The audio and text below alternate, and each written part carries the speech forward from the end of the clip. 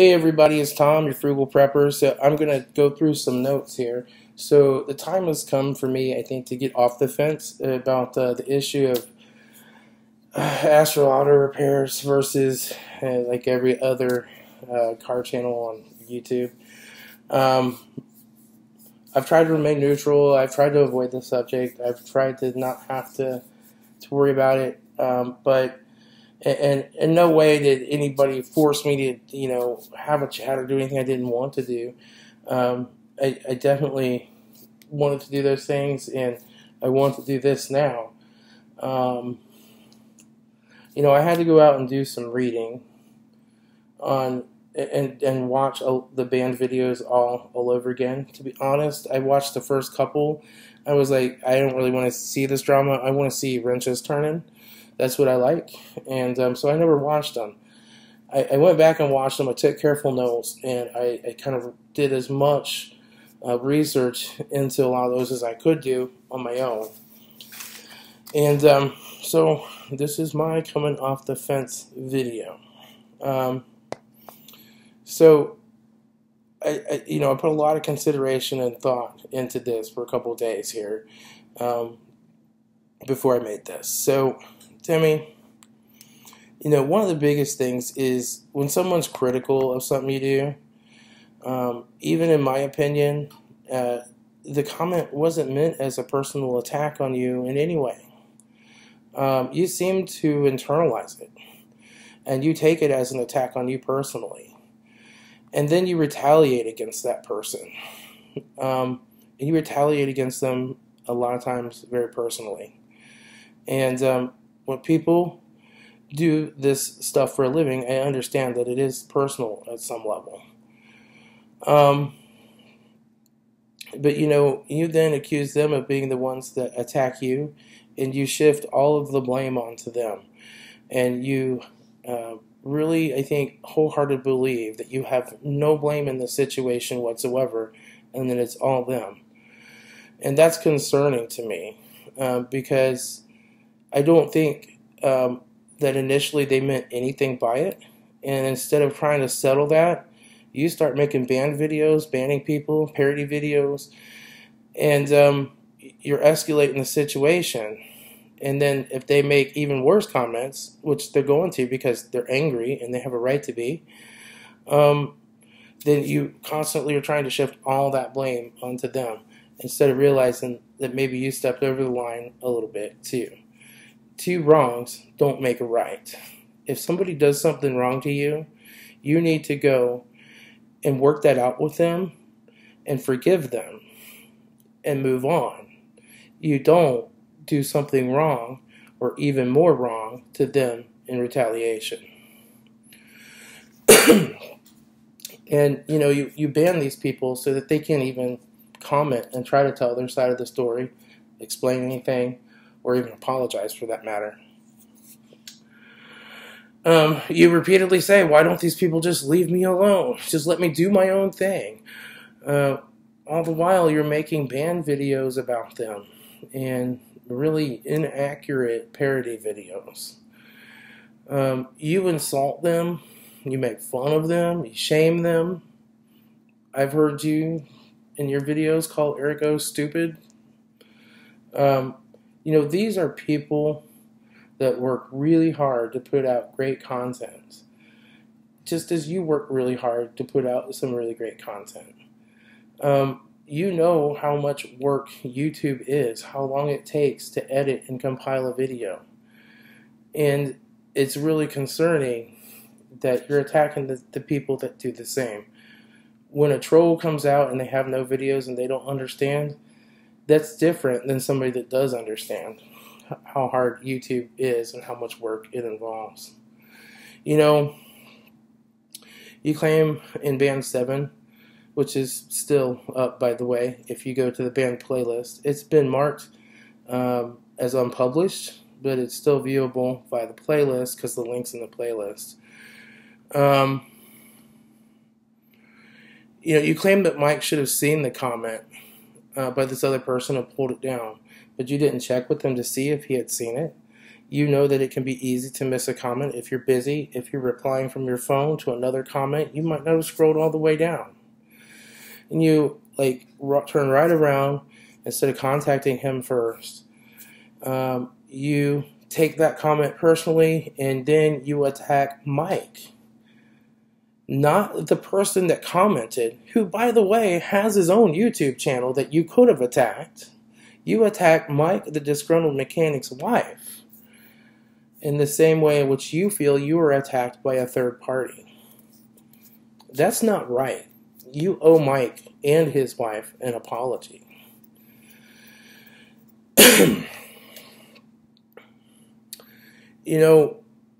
At the same time, there are comments on your channels that I find very disturbing.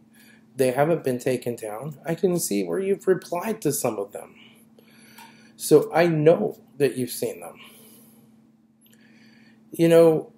You have people on your channel that have made comments that basically accuse Eric O. and other preppers in general of being some type of racist clan masters, waiting for the shit to hit the fan so they can go around killing people. And then when Mike has somebody that makes a comment that he's missed, you immediately make a video attacking Mike's wife instead of the commenter that has his own YouTube channel. That's a double standard. The subject of race seems to come up a lot with you, Timmy. So I'll go ahead and cover it very directly here in this video. I'm always concerned when people are accusing others of being racist or having prejudice or bigotry. You see, race is based on anger, fear, jealousy, and these are some of the strongest of human emotions. And that makes them one of the easiest emotions to have yourself and yet project it onto others. From your perspective, since you feel that way, a lot of times you assume everyone else does. The truth is that everyone's prone to some prejudgment to some extent, and race is a big one. There's plenty of bigotry and prejudgment that came my way as a white dude living in a predominantly black neighborhood in my previous home. I saw this every time I went to the grocery store. It was made crystal clear to me, without any words being necessary, that I was the only white guy in that grocery store, and I really wasn't welcome there. Your Malcolm X videos, where you claim that you're a field Negro and not a house Negro, that's concerning to me. Malcolm X was a great man, but he was a very angry man. And anger and hate and jealousy is not what we need to promote to solve the race problems that exist in our country. Timmy, slavery ended a long time ago. You're not anyone's Negro anymore. You are your own man with the same rights and freedoms as I have. You've never been a slave to anyone. And I've never owned any slaves. My parents never did. My grandparents never did. In fact, I can trace my father's side of the family all the way back to the Mayflower. And no one in my family history can I find any evidence that they ever owned a slave.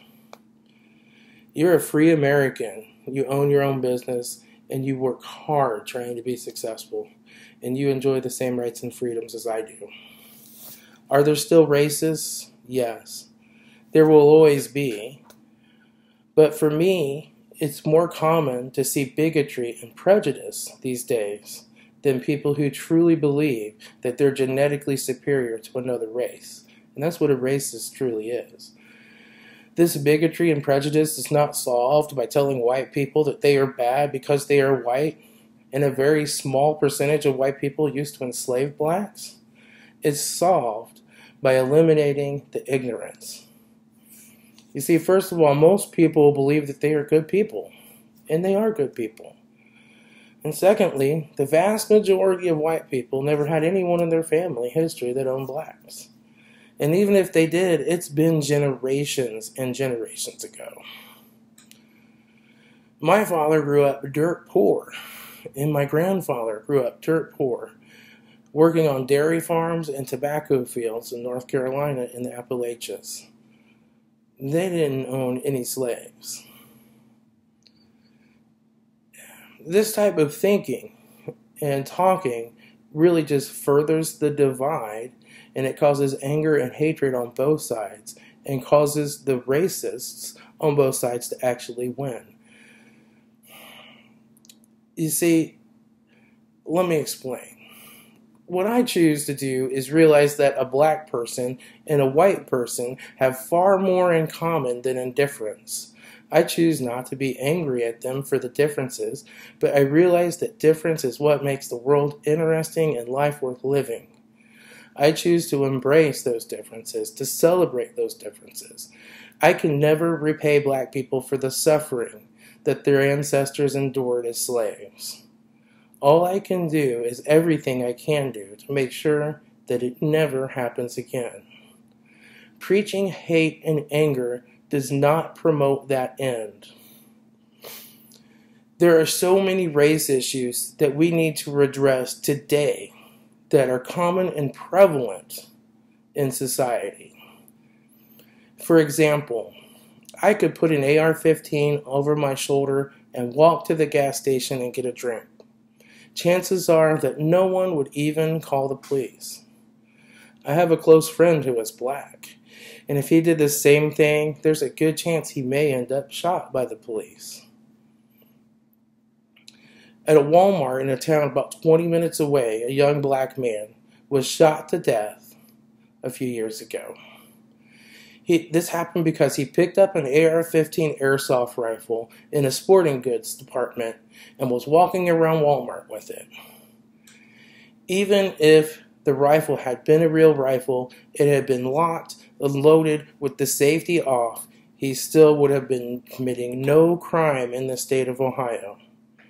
He was given literally no warning before the cop shot him to death. That cop that shot him was not charged with any crime and is back on duty today. These things are wrong, and we need to stand together as white people and black people to see that these things don't happen. When the open carry movement showed up to join the protest against the taking of this young man's life, they were taunted, tormented, called racist, and threatened with violence to the point that they had to just pack up their stuff and leave. These are the types of things we need to work on together and put a stop to. Here is a place where we had more in common than in difference. And because of the hate that is being preached and the anger, we didn't work together on that day to stop it. To stop these types of things from happening to other young black men. This is the day when the people who are truly racist won, because the city commissioners and the police commissioner and everybody that was in charge looked at that protest and said it's a bunch of angry black people. But when everybody joins together, when we put our other differences aside and we stand together for what we hold in common, which is life, liberty, and the right to the pursuit of happiness, then they have to listen to us. They can't dismiss us. Anyway, moving on from the race issue. As an engineer, I learned a long time ago that there's no one right way to solve a problem. There are many ways, and none of them are necessarily right or wrong. Different people have different ideas on how to do things, how to fix things, and how to design things. When someone's critical of a process that you used to fix something or design something, stop, think about it, consider it. Maybe you can learn from it. Maybe you just completely disagree. If you do, just say you disagree, and then go on doing your thing the way you do it, and just ignore them. I've spent so much time in my career learning, and one of the things that I've learned And that if I'm never ever willing to admit that I could be wrong, then I can never learn anything new. See, admitting that you don't know is the first step to knowing. Usually when I've been in a class or with a group of people and I'm afraid to ask a question because I know it's probably going to make me look stupid, I ask it anyways. And what I always find out is that a bunch of other people, if not everyone else, was thinking the exact same thing as me, but they were just afraid to ask. Timmy, I don't think you're a bad person. You take good care of your family. You love your dogs. A man that treats his dogs and his family that well can't be a bad man. You have a great channel. I love the way you have your business set up. Your costs are low. You have a lean, efficient operation. I love how you take the garage to the customer and you do the work right in front of them. I love the relationship that you have with so many of your customers. When they're out there with you, joking and laughing while you work, your channel is something special and unique, all on its own. And you're going to be successful without banned videos and parody videos making fun of other channels. You kept asking me on the live chat the other day if it was right for Eric O to ask for Patreon money to keep doing his videos for free. Hell yes, it's right. He has amazing videos and he works hard to produce them, and they are his. I have learned a ton from Eric O, and I find him really entertaining. That is the American dream. You do something, maybe starting out just for fun, and then you discover that there's a demand for it. So you start selling it, and you make money, and you become successful. Isn't that what we all want to do? Now let me ask you, is it right to keep doing these banned videos and parody videos on other channels? How do you think they feel when you're making these videos on which they can't even, respond to? They're not able to rebut. How do you think it made Eric O feel when you do parody videos about stuff in a channel and a process that he's worked really hard on? How do you think it made Mike feel when you put up a picture of his wife and pointed out her weight? And that isn't right. You owe them an apology. This kind of stuff is not what YouTube is about. YouTube has a unique sense of community where we all share things and we do things and we share what we love and what we learn, and we learn from each other and we have fun doing it. You've commented on other channels that all us auto techs need to work together. But when someone comes over to your channel and points something out, maybe there's a better way, you take it as an attack and set out on a warpath against them. This isn't going to lead to success on YouTube for you. I've seen Keith's work at New Level Auto. The reason he has so many subs and so few videos is because people know that he is one of the very best electrical diagnosticians in the country for auto repair. And people want to learn that skill. You have a very unique, efficient operation doing mobile repair, and people will want to learn that skill as well. So, after a lot of careful thought and consideration, I can't continue to be your friend as long as the band and Down South Auto videos stay up. I can't continue to be friends with you when you have and continue to hurt so many of the other people on YouTube that I love. If you want to make a band video about me, I look forward to it. Make it a good one. I hope it gets tons of views. I will forgive you and keep living my life to the fullest for every day that I have left on this planet in the greatest nation on earth. I want to leave you with a short poem. And this is from Leonard Nimoy, also known as Spock from Star Trek. The poem's called I May Not Be. I may not be. I may not be the fastest. I may not be the tallest or the strongest. I may not be the best or the brightest. But one thing I can do better than anyone else, that is to be me. The best advice I can give you, Timmy, just be you. That's what we all want from you. That's what we all want from your channel. We want to see you fixing cars and doing what you do best. Not worrying about what everyone else does or says on other people's channels. Just stick to your own channel and keep making great repair videos.